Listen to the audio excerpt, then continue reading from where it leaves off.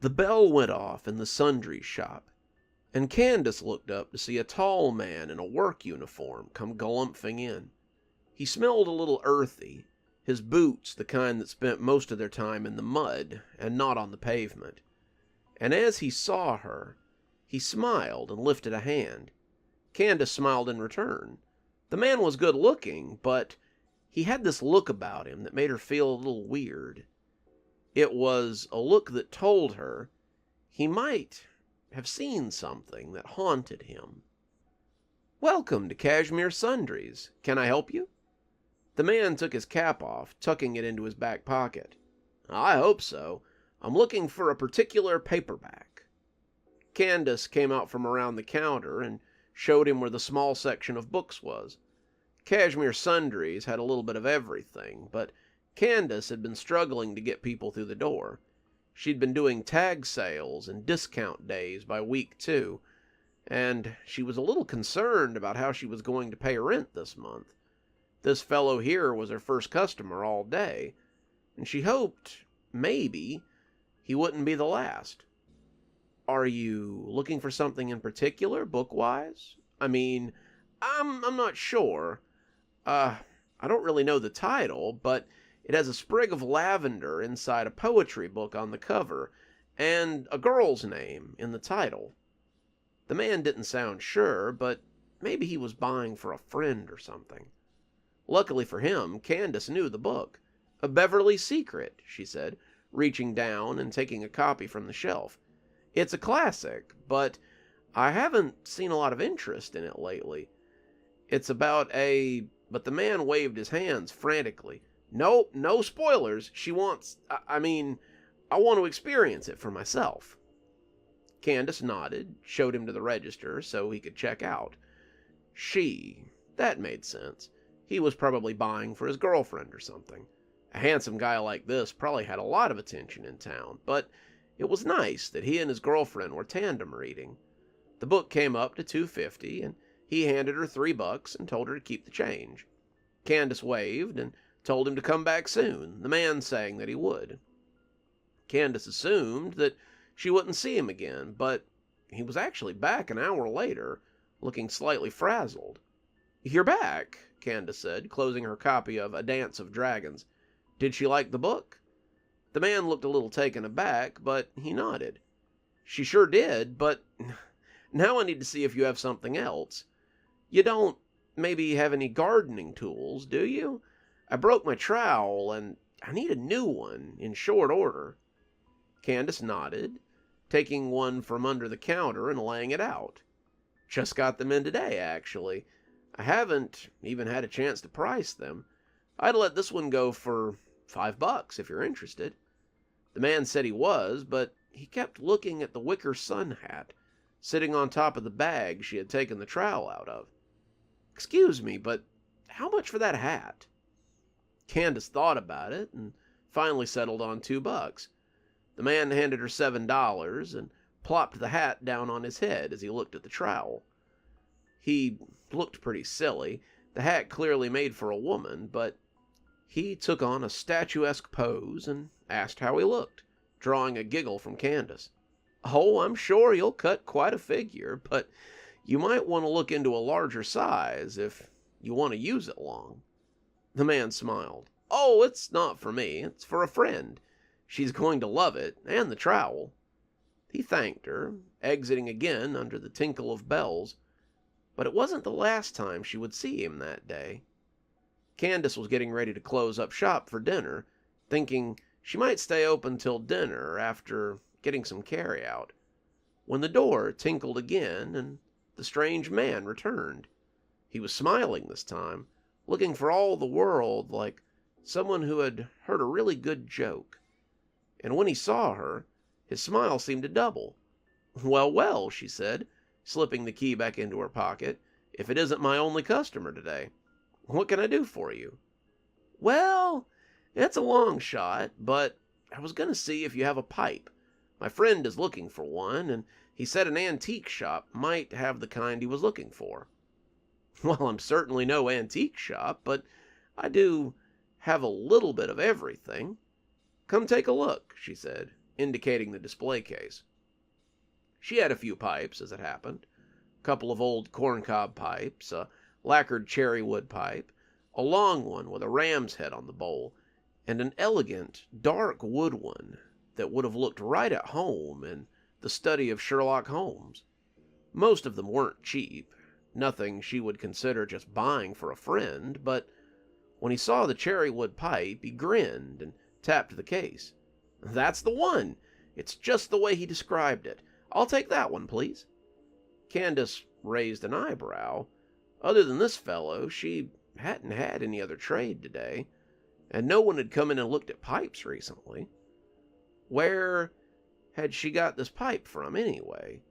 She couldn't remember, not right on top, but a lot of her stuff came from donations or estate sales. Candace had sunk a lot of money into her inventory that was gathering dust at the moment, and she wondered who had seen the pipe. "I don't suppose the book, the hat, and the pipe are all for the same person, are they?" she asked, half teasing. "If so, your friend has a lot of hobbies." The man laughed. "Oh no, different folks. I like to shop second-hand since their stuff can be a little pricey, and you have the best stock I've seen in quite a while." Candace beamed. She liked hearing nice things about the store. She hoped this man would tell other people about the store, too. Some business would be nice, and she could see other people really enjoying her selection as much as this guy did. "How much?" the man asked, already reaching for his wallet. "I'd have to do 20 on that one," she said, almost apologetically. "I know it's a little steep, but it is a—" She stopped talking when he put the $20 bill down on the counter. No, it's perfect. Thank you so much. I really appreciate this." She bagged it up for him, and he said his goodbyes as he headed out. She locked up the shop and went to grab some dinner. There was a great place down the street in Old Town, the Jade Monkey, and she was in the mood for Chinese food. Candace liked to people watch, and she kept her eyes peeled as she walked the darkening streets. Unlike some of the residents of Cashmere, Candace had been invited. Her grandmother had moved to Cashmere after she retired and had been running a successful antiques business when her granddaughter had called to tell her that she was dropping out of community college. She had been there for nearly half a decade, and she just hadn't discovered what she wanted to do with her life. "Well, come stay with me for a while, Candy. I'll show you the ropes, and you can help me with the heavy furniture." Candace had come to Cashmere, and she had found what she loved to do in the dusty storage units and old antique stores her grandma loved so much. She was a good judge of antiques and a pretty good salesperson, and Candace found that she liked Cashmere, too. Cashmere was much like the antiques she sold. It was old, mysterious, and often full of potential. She was walking past the Whispering Pines Cemetery when something caught her eye. It was fluttering on top of a gravestone in the early evening wind, and as she looked, Candace felt herself stop in her tracks. It was just a hat, nothing too fancy, but one look was enough to show her that it wasn't just any old hat. It was the hat that she had sold the guy earlier. Okay, she thought, maybe he was a gravedigger. She had thought that he had that look about him. After all, he had bought it to leave on the grave of someone, maybe a relative or something, and now she had seen it and jumped to conclusions. It was nothing, she told herself. Nothing or not, she was still thinking about it as she walked into the Jade Monkey. Nothing or not, she was still thinking about it when she closed up for the night and headed home. Nothing or not, she was still thinking about it when she walked past the cemetery and heard someone reading in the late afternoon. Beverly couldn't have said why she wrote. She wasn't very good. Her teachers always said so, but she knew that if she didn't get the poems out of her, she would explode. She would erupt and scorch her soul, and then the words would never come again. She'd be normal, just like everyone else, and that was a fate worse than death. Candace wandered into the cemetery. Her curiosity piqued. Cashmere was a strange place sometimes, but she had never expected to hear someone reading to the dead. Maybe it wasn't, she thought. Maybe it was someone's idea of a morbid book club. They would read in the cemetery, reading old literature and discussing it, but this one was all the weirder after seeing the hat. The story that was being read, and being read by someone she was suddenly sure was the man who had been so interested in her shop, was Beverly's secret. If this fellow was conducting some clandestine book club in the boneyard, then Candace wanted to know when they met. Sounded like just the thing she would be interested in. She held inside her a coil of desire, red hot from the furnace, and ready to... He paused, seeming to be listening to someone, and then laughed. I suppose if anyone would know, it would be you. You had that talent in you as well, I'd wager. Another pause, and then laughter that was somewhere between flirty and mean. I only speak the truth. I've seen your paintings. You truly had something special in... She had come to a grave with a little bench beside it, and laying across the bench was the man. He was looking up and behind him, the way a man with his head in the lap of a date might.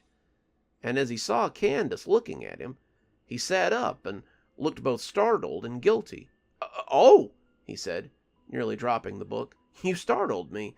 Sorry, I didn't mean to bother you. I sometimes like to sit out here and read in the evening."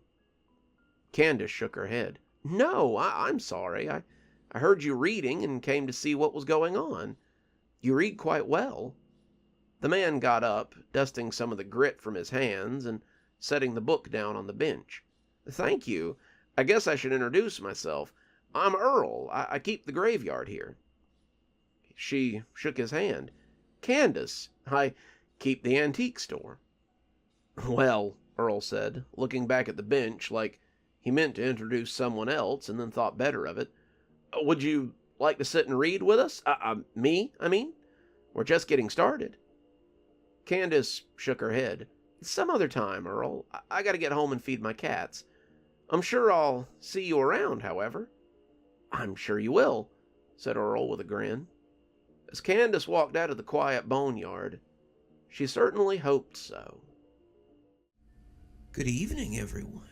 It's me, Dr. Plague. Thank you so much for joining us for tonight's show. If you think you might like a little more spooky in your life, then please feel free to click on one of the videos we have up here. Maybe look at one of the playlists if you're trying to get caught up. I know, there's so many videos on the channel. There's so many series that are going at the same time. Sometimes you just need a little refresher course, and I gotta say, I always enjoy the views. If you're not subscribed, feel free to hit that subscribe button. Maybe hit the bell so you don't miss anything. We upload a lot on this channel, so you won't want to miss a single story as they come out. If you'd like to support the channel, you can click on the Amazon link down there.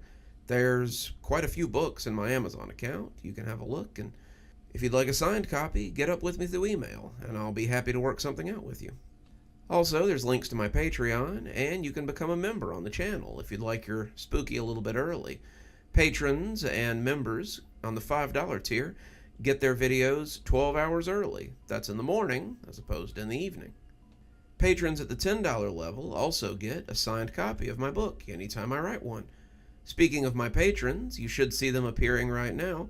Just wanted to take a minute to say how much I appreciate all of you. Patrons, subscribers, however you give to the channel. I really appreciate everything you do, and it truly touches me that you have chosen to support the channel in this way. Well, that's enough for now. Till next time, Dr. Plague, signing off. Have a wonderful evening.